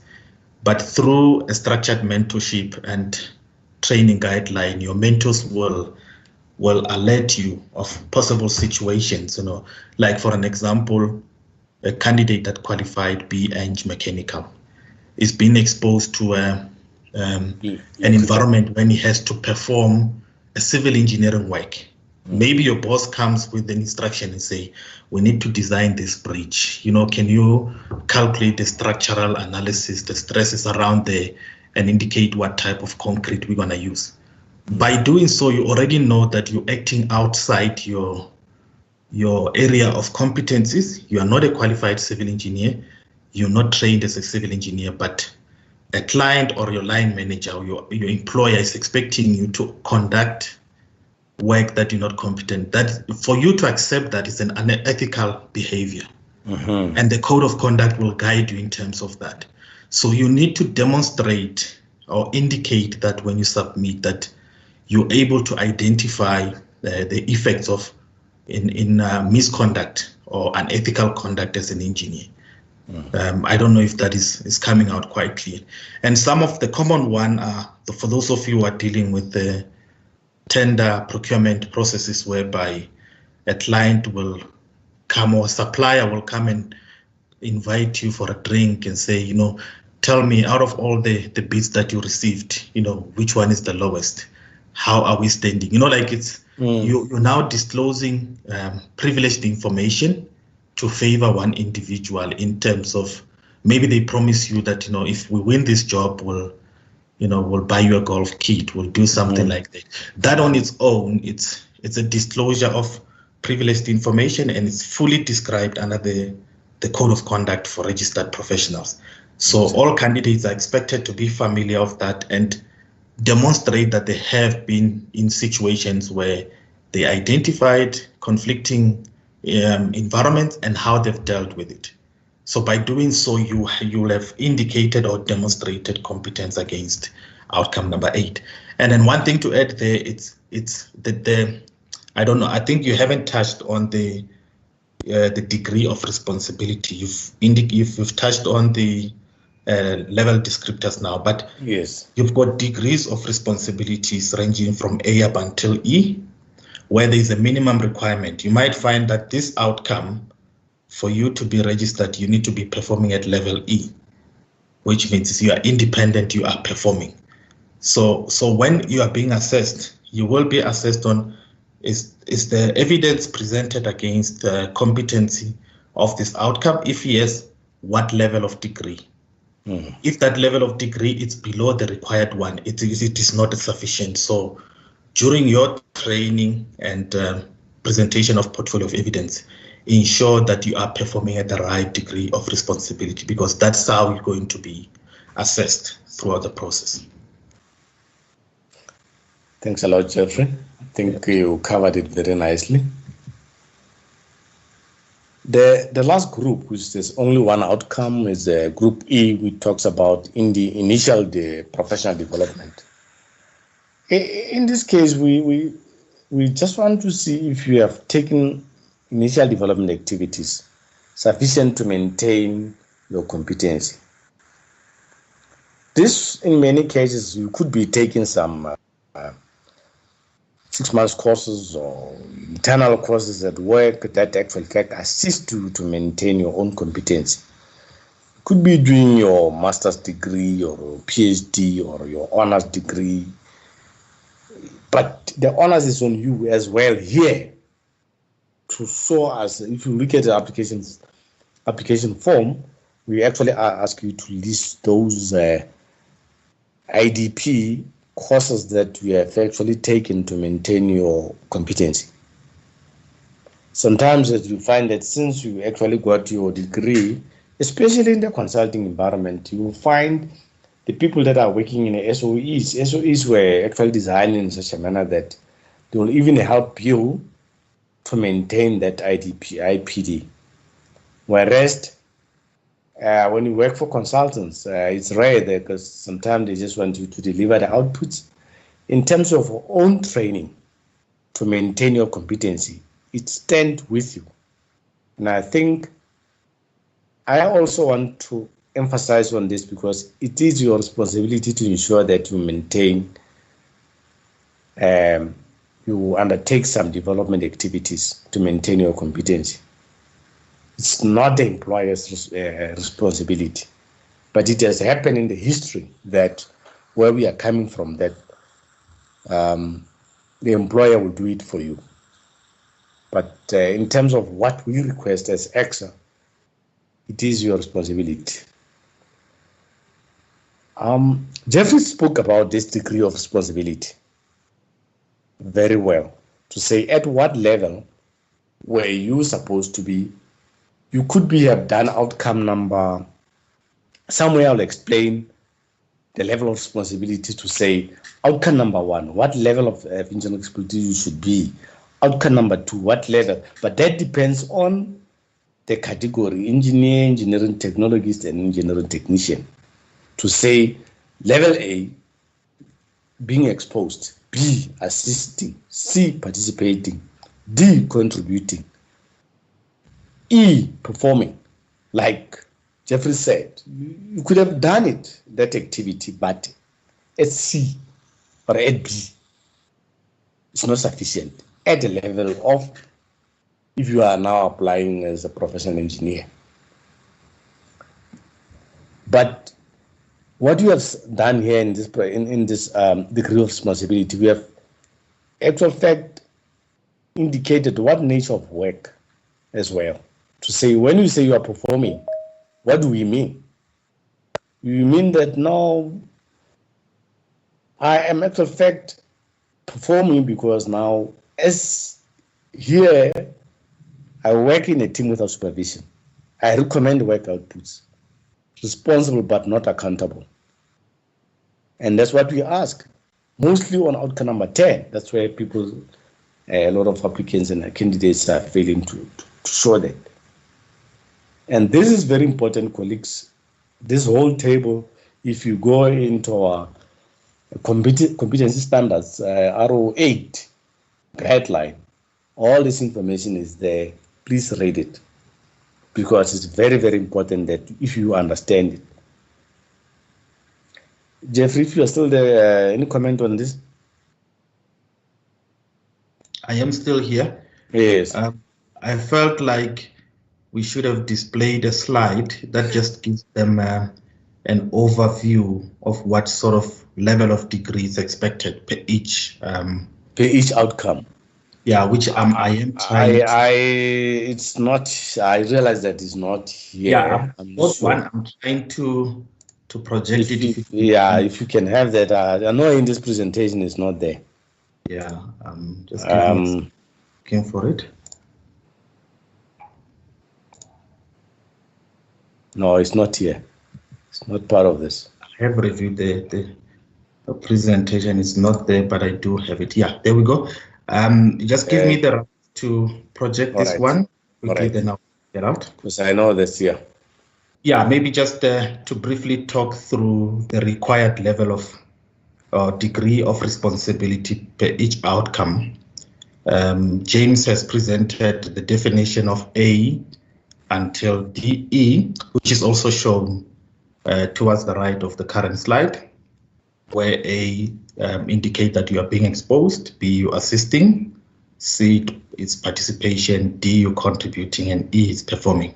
And he also highlighted that it also depends on the category that you are applying for. But just to take you through the group A, which James has rightfully indicated that if you fail this category, there's a likelihood that you're not going to get group D right. So it's very important that you are able to indicate or demonstrate competence against outcome number 1, 2, and 3 at the correct level. There is a perception out there saying that for you to register, you need to have design experience or site experience. That is not correct, because the information we're sharing with yourself, it's the factual information that EXA is using to assess competency of the candidates. And if you can see their level outcomes, there isn't a specific outcome that says you must have design experience. But the one that is very close to it is outcome number 2, which says you need to be in a position to indicate or demonstrate competency relating to design or development of solutions in accordance to the level descriptor. Whether if you are looking as a PR Eng, you'll be looking at the complex engineering problems, and as a technologist to be looking at broadly defined, and as a technician you're looking at well-defined problems. So if you are able to design or develop a solution performing at either level C or D on outcome 2, you will be considered competent for that. But you can see that before one can be able to design or develop a solution, you must at least be able to define it, investigate and analyze it at the correct level descriptor within the correct degree of responsibility. We often get candidates that are applying for PR Eng, for an example. Maybe he copied an existing application of a colleague who registered as a professional technologist. It's a different template. The assessment criteria is completely different. And you find that that candidate is now presenting a broadly defined problem and is applying for a PR Eng. You know, that on its own is creating problems, because according to this, it does not meet the requirements in accordance to RO2PE, but it meets the requirements of RO2PT, for an example. Yes. So you need to be aware of the guidelines that you are applying for a professional engineer. You must be guided by the right document, the nature of your problem and how you investigate it. You know, it needs to meet the minimum requirements of the competency standard defined for that category. And the same applies when you go to outcome number 3, which you now comprehend and apply that knowledge within the given level descriptor. You see that the requirement it's level E, which means that you need to be performing. And this must come out quite clear in your engineering report. It must come out quite clear in any of the interview, either it's a professional review or experience appraiser. You need to say, you know, I think I am performing here. Give us evidence why you think you're performing. And also another issue that comes out, it's when candidates have seen what the requirements are, they try to match the requirements for the sake of matching it. And as assessors, we're able to pick it up that, you know, you've got your training period, there's period 1 up until period 5. Where period 1, we're expecting you to be performing at level A, for an example. You're being exposed. But as you can see on this list, there is no outcome that requires you to perform at level A. Then the candidate will just say, period 1, when you fresh from university, just join in this big firm, you're already participating. You know that raises questions if that is self-evaluation is genuine, or you just want to match the requirements so you can be registered. That is why there are processes in place where professionally registered peers are evaluating this. And when they feel that you're not performing at the right level, they will indicate that, and they will give you another chance to go and get more experience until you're performing at the right level. So don't think that by just giving us what we want to hear, we will consider it. So we do a thorough investigation in terms of the portfolio of evidence presented to make sure that it matches with the requirements. And I need to highlight that the EXA is not in the business of refusing registration, as James indicated. We're here to make sure that a fair and a transparent system is followed for every application that comes through. You don't want someone saying that I submitted my application, I jumped stages, I got registered without hassles, and the colleague says, no, EXA just hates me. They are interrogating my application, they just want me to fail. No, we're not in that business. As indicated, that we doing this work on a voluntary basis, to feed back into the industry, but we want to make sure that the moment you have a professional next to your name, you are meeting the requirements as prescribed in here. I'm not going to go deep into other outcomes, but I think this is showing you a fair assessment of what level degree of responsibility you are expected to be performing. And then one thing I need to touch on is the outcome number 6. You can see that the level of responsibility is much lower, and it relates to recognizing and addressing foreseeable social and cultural effects. So you just need to say, to indicate that you are able to assist in situations like that during the activities of your engineering work being done under supervision. You were able to pick them up, recognize, and see that my solution is technically strong, but it does not have any strong social impact. You want to relocate communities for the sake of installing a transmission line. You've never considered their well-being. What about other factors that are of social nature in there? You're expected as an engineer to consider those kind of issues. But the key point there is number 7, which it's non-negotiable. When James introduced the subject of EXA and its role and mandate, we're acting in the best interest of the public and the environment. When you get that PR-Eng tag against your name, it's not all about you, it's not all about a status that you can go and show off, but it's about public liability and the responsibility that you take when you're discharging engineering duties. You are expected that your solution, you're providing technically sound solution that is legal, it's legally acceptable, and it's in the best interest of the environment and public safety. So if you are found guilty of advising any of the client to undertake work that is illegal, you will be liable in your personal capacity. Your employer itself, they cannot protect you and say, no, we covered you under our professional indemnity insurance. You are registered as an individual, so you need to familiarize yourself with the legal and regulatory requirements within your area of practice, and make sure that when you are advising your customers, you're always aligned with the regulatory requirements. I'll give an example of someone who's operating in a nuclear environment, for an example.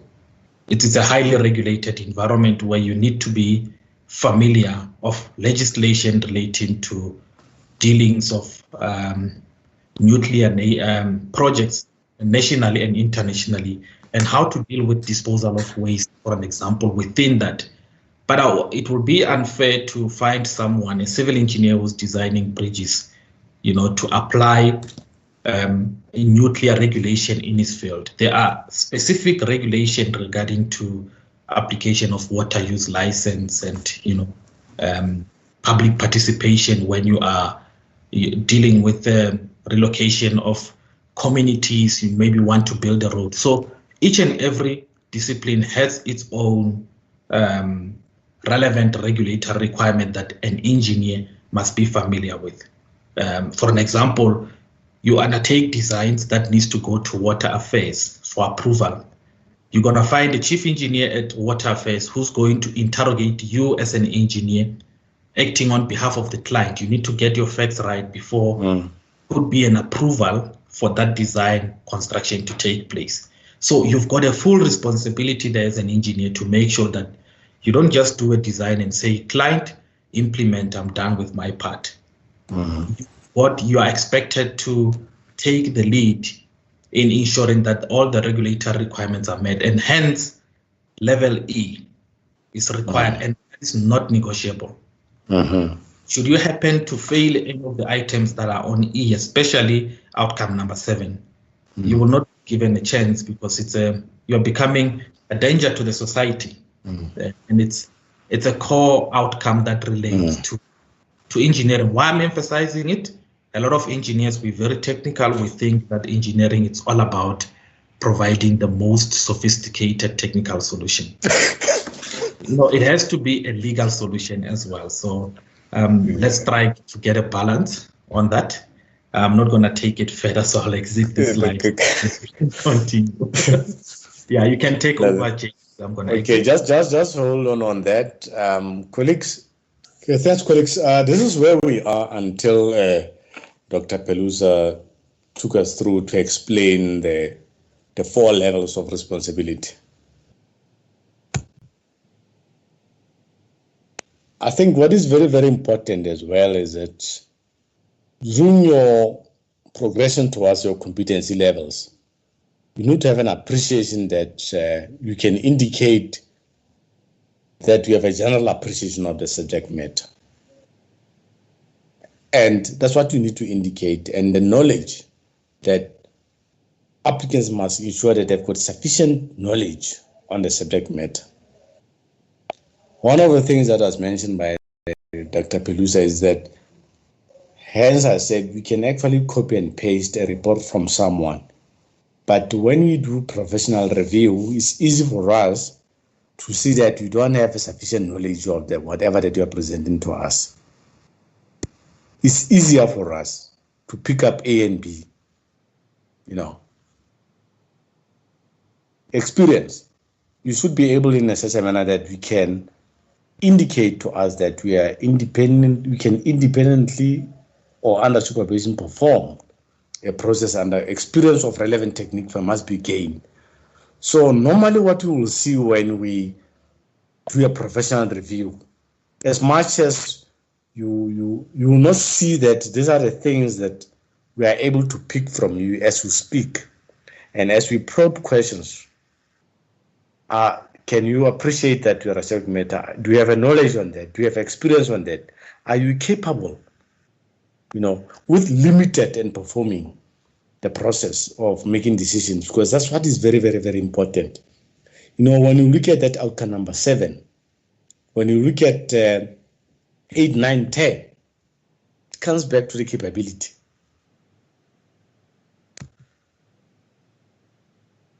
What now I'm projecting is what normally people ask to say, what do you mean by complex? This is for engineers.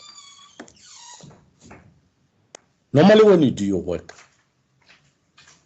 for you to, once you have identified an engineering problem, you have to ask yourself certain questions. Is the problem an engineering problem? That's the first question that you're asking. And then to assess whether is it an engineering problem or not, you need to be saying, does this problem require in-depth, fundamental, or specialized engineering knowledge? Then you have identified the engineering problem. If it does have that, if it doesn't have, because actual fact, it's easier for any engineering person. Engineers, doesn't matter whether engineer or engineering technician, you are able to see whether the problem has got an in-depth, fundamental, or specialized knowledge. But for engineers, that's what we are looking for. Step 2, which most of the applicants and the candidates are struggling with, is a complicity of the engineering problem. How complex it is. What is the nature of this particular problem? And we are saying this engineering problem, it must contain or it must have one of the following characteristics, which is BCD. The problem must be ill-imposed, or does it require identification or redefined? The problem is a high-level problem and it includes components or parts of the subsystems. Is it common, or is it unfamiliar? Because the BCD, normally we ask during the interview, and that's when we start realizing that no, they actually presented the project for the sake of just presenting it. They did not really go through, there was no thought process regarding the issue or the problem presented to us, whether the problem was complex or not. Now, when we come in to determine the complexity of the solution to address the complexity of the problem, remember, we are coming up with solutions. That's outcome number 2. We are actually explaining how did you analyze, develop, and come up with solutions. Like we say, we are not saying that all the time all your problems must have a design concept. You can actually come up with solutions. It could be an investigation that you have gone through, which requires a lot of solutions to us. It depends what you found. But your solutions, as you come up with solutions, they should not be obvious. We should be able to see that your analysis was based on certain fundamentals, engineering fundamentals. And we should be in a position to see that the solutions were outside the scope of a standard and a code. Remember, for a broadly defined and well-defined, the solution could be within the scope of a standard. It would be accepted. But for engineers, we are saying that solution should be outside the scope of a standard, because normally, especially a lot of companies or organizations, they actually standardize everything. We know that one. I think it doesn't matter where you work, but the standardization is to ease the operations of their organizations. But when you work within that, you should be in a position to look at what problems did I identify which are complex. You can go back to a standard or a code and change it based on the engineering problem that you have actually identified during your investigation. So what we are saying is that for you to know that whether the solution you are providing, you need to look at E, F, G, or H. And what I'm actually saying here, colleagues, is presented on arrow 5, PE or PT or PN. This is a direct extract from that particular standard, which is a guideline, because we are guiding you to say what are the characteristics of a complex engineering problem here for engineers on that table 1. If you go into the arrow 5 PE, PT, PN, you will find this. Now, outcome number 10, determine the level of decision making required for potential consequences. You see, what is involved in decision making when solving the problem and evaluating the solution?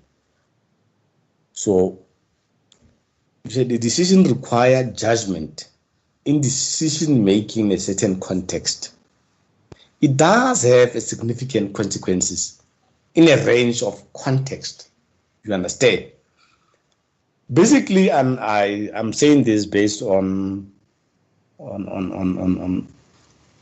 B-Eng and BSc curriculum. At 4th year, they normally present a project where they test your critical thinking. These characteristics of complex engineering problems, if you look at them, they are actually aligned into that critical thinking. Now, still on that, you will see that the test on the complexity is stated in this arrow 2, PEPT, and is based on development on the 6 scriptures as in table 2. So I am going to request you, for the purpose of the time that we have, to go back and read these documents, because they will help you a lot to understand what is really required. This is a direct extract from those competency standard guideline. That's where you're going to find these definitions of what does it mean by a complex engineering problem. What are the characteristics of complex engineering activities? Remember, on table 1, we said complex engineering problems. Now, when we get here, we are talking about complex engineering activities. And then you need to be looking at what is that? What are the characteristics of that complex engineering activities? You know, what I'm showing you here, colleagues, remember, during my initial presentation, I spoke about international engineering agreements. The purpose of this slide was just to show you that our competency standards are exactly in line with our international engineering agreements. For example, if you look at outcome group A, outcome 1, 2, 3, compared with the International Engineering Alliance competency criteria outcomes. We call it competency standards, and they call it criteria outcome, competency criteria outcome. But can you see that they're exactly more or less the same thing? We got assessed as EXA to see whether we comply with this, because as a member, you are always going to be, there has to be some audits that normally has to come to see if we still comply with the requirements of International Engineering Alliance. If you go to this one, it talks to outcomes, a group of B and C, and you can also see that it's the same where we say manage part or all, one of two or more complex engineering problems, but they just say manage part or one of the more complex activities. Communication, we spoke about it, it's exactly the same. The impact of engineering activity. You see, recognize, we spoke about it, and we said you should be performing at the level of B, recognize and address reasonably foreseeable social, and they are saying protection of the society. You see how it's exactly the same, you know. And then when you go to a group C and D, which we said is very, very, very important, number 7, there they talk about legal and regularity. To meet all legal and regulatory requirements and protect the public health and safety in the course of his or her activities. I think we cannot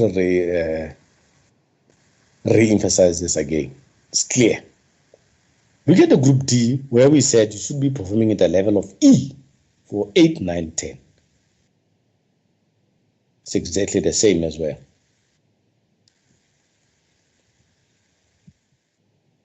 And then outcome number 11, manage own development, as we said. They are saying, do you undertake CPT activities to maintain your competencies? Exactly the same thing as well. This is exactly the same thing that I presented colleagues on table 1 of the complex engineering problems. And this one is broadly defined for technologists. Please familiarize yourself with this standard. It's exactly the same as the one of a complex. The difference is that this is for technologists. Table 2, same thing. Again, we are showing you the International Engineering Alliance competency criteria that we use for technologists. You'll read that it's aligned. So, in fact, our outcomes, our competency standard outcomes, are in line with our international engineering alliance that we are EXA is part of, or as a member. I'll move faster on these, just to show you well defined for technicians. Table 1, exactly the same as more or less the same, they just define it. So depending on the category that you apply upon, familiarize yourself with these tables, which are part of RO3, PE, PT, PN. It will help you a lot. There's a mistake here. I'm just moving to this because, guys, this is just, yeah. Coming to application forms. It's very, very important that your applications basically are complete, because this can delay your applications. And you will blame EXA administration to say, no, they are actually not effective or efficient in the manner in which they handle their application forms. Just take note that for candidacy, your personal details and the demographic data is very important.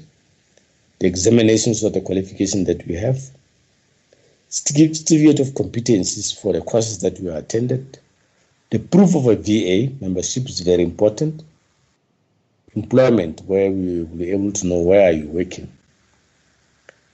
The application fee is 870 within the year of obtaining qualifications. Remember, like if I got qualification this year, it will be 870.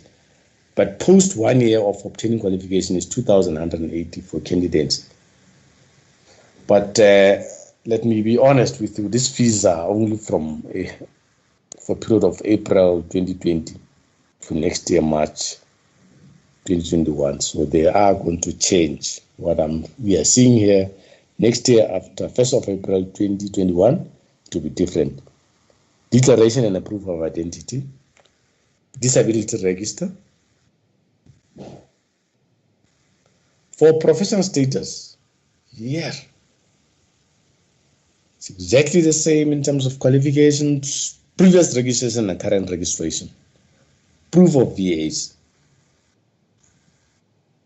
Like we said, this 4,355 is when we are a candidate. We have been a candidate with EXA. The 8,710 is when we just apply, like we are not a candidate before. Post 1 year of obtaining, remember these will always be there. Like I said, same applies to that. We need 2 referee EXA professional registers reports for PR certificate engineering and engineering registered engineer specified category. We need 3 for PR Tech Eng and for PR Eng Tech for technicians. Proof of declaration, certified copies. I'm reading these things, but in many cases, the application comes through with some of this information not being there. Training and engineering reports, they are very important because part of source of information that assessors use. Remember, initially I said, where do we get source of evidence to assess the applicant? Is your engineering report, so training and engineering report, is your referees report, because that's what we use to assess your application. Engineering report with a maximum of 6,000 words. A lot of applicants are saying that they cannot actually fact write 6,000 words. You cannot tell us this in 6,000 words. You don't know what you're doing. But if you know your work, you know that you have done that. Actual fact, even the 3,000 is easier for us to know, to help us to understand, to demonstrate the 11 outcomes. Your IPD, I did mention that report is there. You must complete it because we use it for outcome 11. your presentation that you need to submit. Remember, is a table and the appendix that you guys might have. Sorry, James, before you proceed, I think Matthew has his hand up. Yes, Matthew. Yes, James. I just want to confirm on that point on referees. Earlier when we spoke with Chapang and Marshall, they mentioned that the supervisor did not have to be a registered professional. Now, does he count as one of the referees and therefore he doesn't have to be registered, or do you still need the 2 or 3 registered professionals reports? Okay, Dr. Peluza. Yeah, maybe let's hear what Tshepang's got to say before I respond to that. You've got your hand up.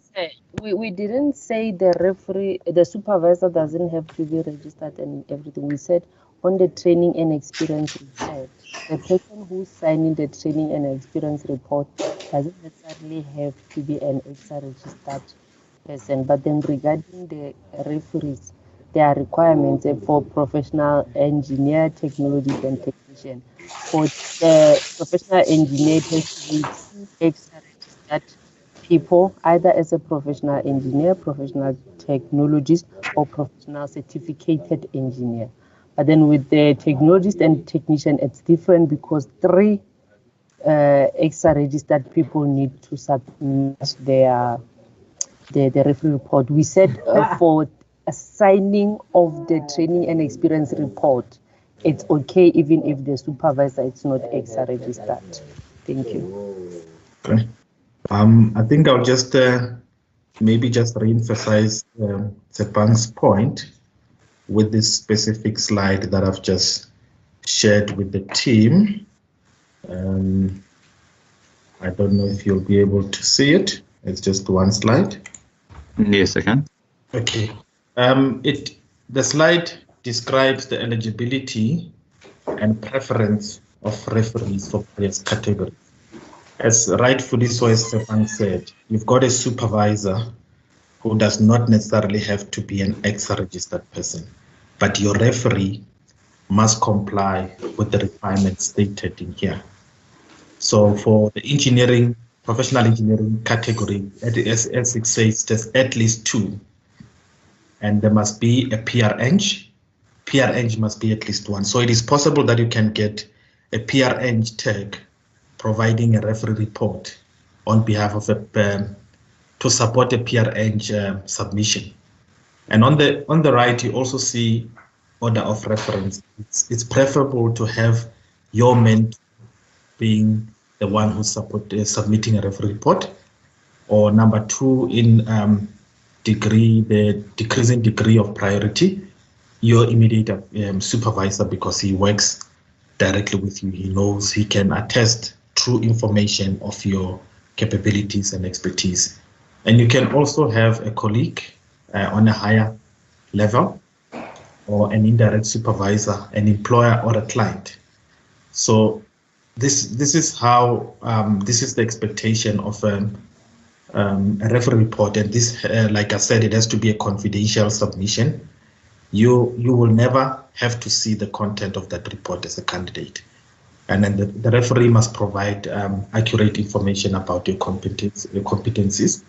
And when you look at engineering technologies, it says just 3. And it also describes how that your referees should be like. And then for engineering technician, it has to be a minimum of 3. So this is quite clear, and the reference can be found under R04P in terms of the referees. But like Tshepang said, your supervisor does not necessarily have to be a PR-Eng, but it is advisable that you get registered people to sign off your report, but you will not be disqualified if they are not registered. Yeah, I'll exit this one so James can proceed. But okay. I also wanted to make a comment about the maximum number of words on your engineering report. On the slide that James presented, it said a maximum of 6,000. Some people are able to present themselves precisely, they can present within like 2,000 words and they can have their points across. That is still acceptable. So you don't necessarily have to work towards 6,000 to show that you're competent. You just need to provide sufficient evidence to prove that you are indicating the right competence without exceeding 6,000 words. Because the more you make your report bulky, it's very difficult for assessors to look for information through it. So, and they're working on quite a number of reports. So try to be concise when you're writing your statements, and avoid submitting copies of engineering reports. We often see applications where a candidate has taken one of the report that they've submitted to their client, like a 200-page report, and they're making it an annexure to the submission. That is really not necessary. The idea for this is to test your writing and communication skills, and you can do that without submitting reports that have already been submitted to your clients. Thank you. You can take over, James. Thank you. Thank you, Chapang and Co for clearing that up. I appreciate it. And then just one final thing on these slides. I see there are two different PowerPoints that are running. Where would we get, or do we have access to these slides? I know that you're referencing your documents, but these slides are a lot clearer to me to find the information that we need. Is there somewhere we can find these slides, Jeffrey?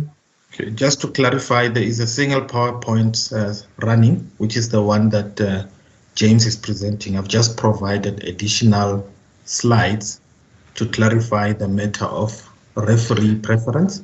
Yes, I understand. The slide that shows you the level of responsibility.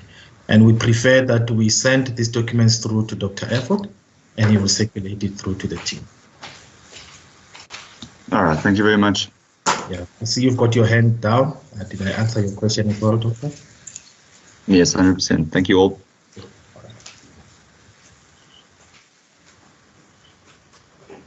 You may proceed, James. Okay.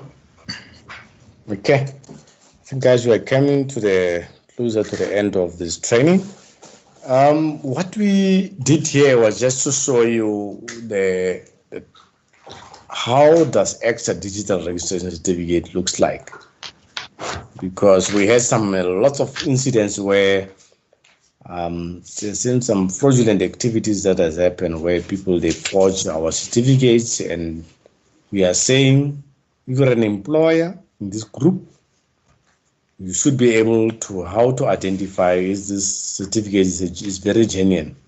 So we are just trying to show you that when you look at it, just be aware how it looks like. It's your name, category under which you are registered.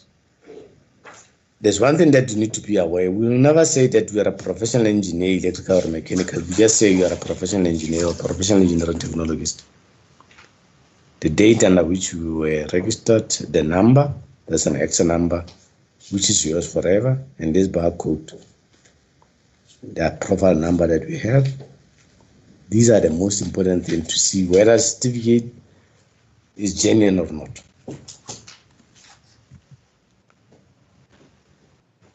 If you want to certify your EXA digital certificate, I think we do have two legal persons in the EXA office that can commission a copy of that.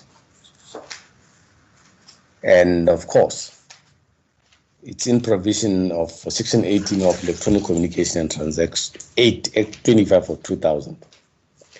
For more information, you can speak to Zweli Langa, who is the registration officer. I think Chapang also can assist. And then Valentine Lovu, Mrs. Valentine Lovu, who's the manager of registration. Colleagues, remember I told you about this International Engineering Alliance, where I said you can register as an international professional engineer, international engineering technologist. It's open for any extra registered professor. So you must first be registered as a professional. You understand? EXA maintains international registers of engineers, engineering technicians. They do have that register, and these registers are regulated by 3 competency agreements, which from the beginning of my presentation, I did explain this.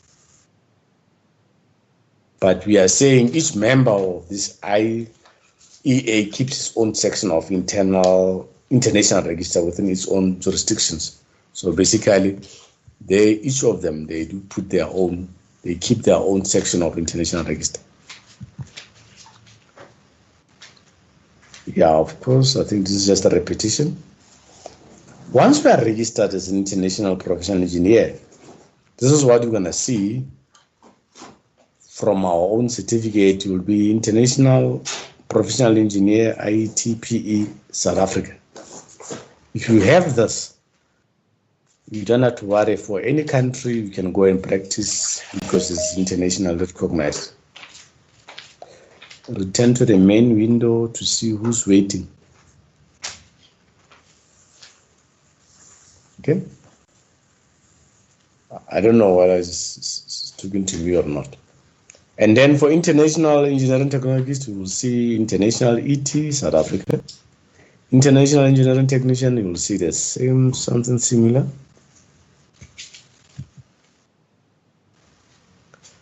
Yeah. For you to, what are the requirements for you to register as an international register? International professional engineer, international engineering technologist, international engineering technician. Of course, you must have an academic qualifications, but that already will have, you must be professionally registered with EXA in that relevant category. Minimum of 7 years practical experience since graduation. Have a minimum of 2 years in responsible charge of significant engineering work. Of course, you need to maintain your CPD at a satisfactory level, which is a requirement as well once you are registered.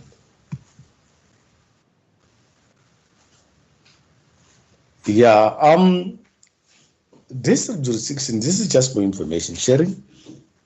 We have Engineers Australia, Engineers Ireland, and UK, Engineering Council UK, which were established as a mutual recognition of their qualification for professional registration.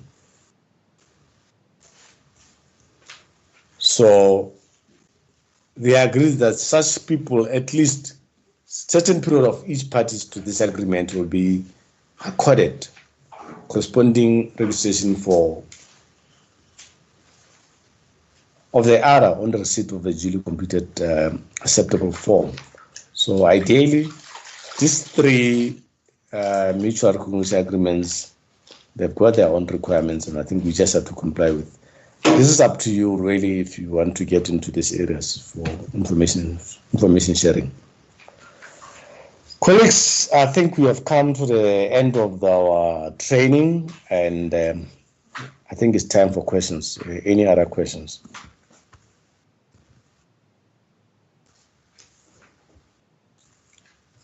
Okay. Yeah, thanks James, for such a great presentation. Wanted to respond to one of the questions that was posted by, just go through it. It says, is chartered engineer does not bear any recognition or with IAA? Yeah, okay, I've raised my hand. I'm sorry, I just wanted to find out, because I'm not seeing any expression of chartered engineer in the slides as well. So does it feature, or does it give any benefit to register as a chartered engineer with IMEC-E?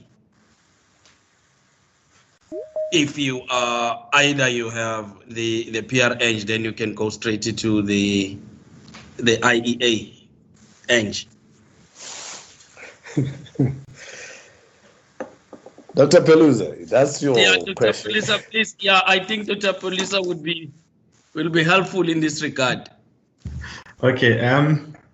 Maybe just to give you also context, I'm on the last stage at the moment with the C-Eng status application. But what I'm seeing here today, it seems like I could have just went through the EXA and later the IEAT or E. Okay. Maybe we just to get some brief background. Which discipline are you in? Mechanical. Mechanical. Okay. Yes. Well, I'm also a registered C-Eng, but chemical. So what actually happened? It's when you go through the engineering council in that respective country, whether it's in UK or Australia. First, they need to recognize your EXA registration because of the existing agreements, but you still go through their internal assessment and vetting process, which is similar to what you go through when you're registering as EXA. So they need to assess you, and there will be a peer review process where you go through a professional review so that they can satisfy themselves with your competency before you can be registered.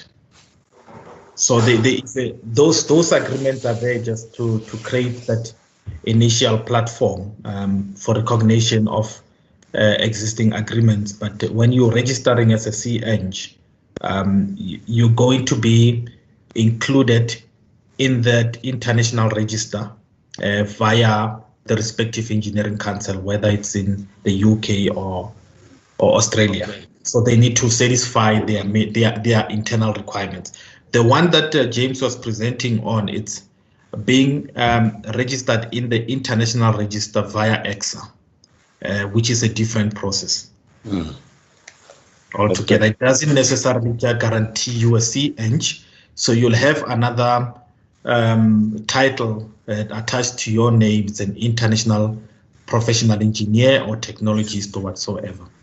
It will not necessarily have the C-Eng. We do have candidates coming from UK registered as C-Eng, and they don't automatically obtain a PR-Eng without going through the necessary assessment process. So while their qualifications have to be recognized first with the existing agreements, and they have to go submit their applications to be assessed.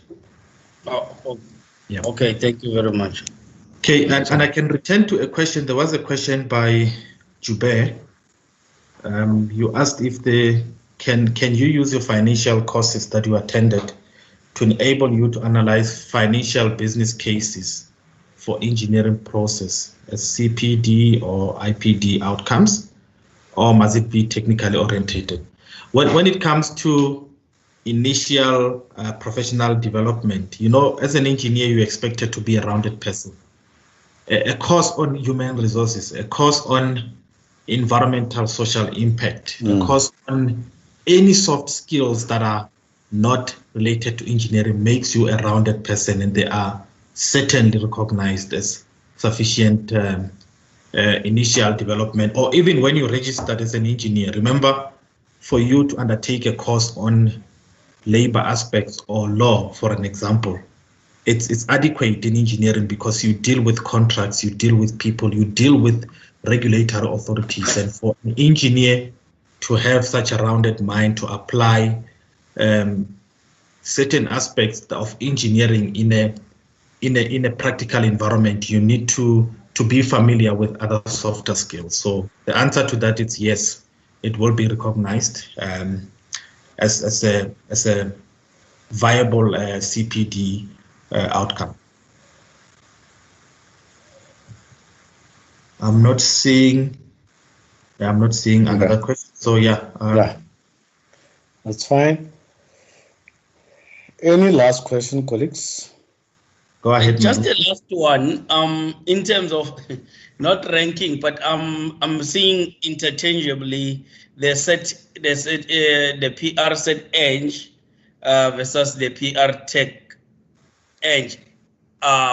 In the presentation, they are interchangeable. Some comes before the other, and sometime on other slide, the one becomes after. So where is it in terms of the rank? What's higher or equivalent?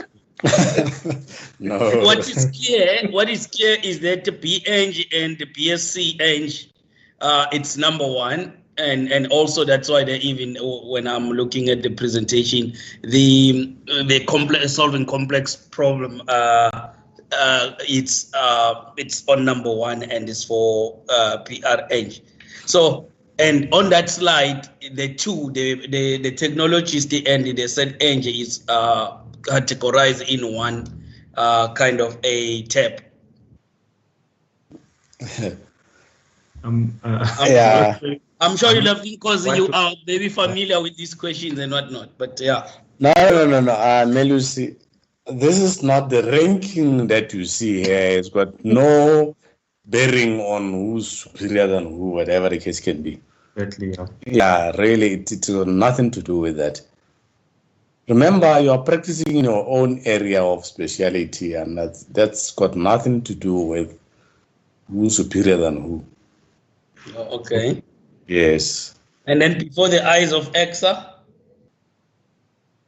I've said it very clear on that, because we need to understand that you are practicing in your area of where you are competent, and then there's nothing like this one is bigger than this one. It depends on the activity that under which you need to undertake the work, or the activity.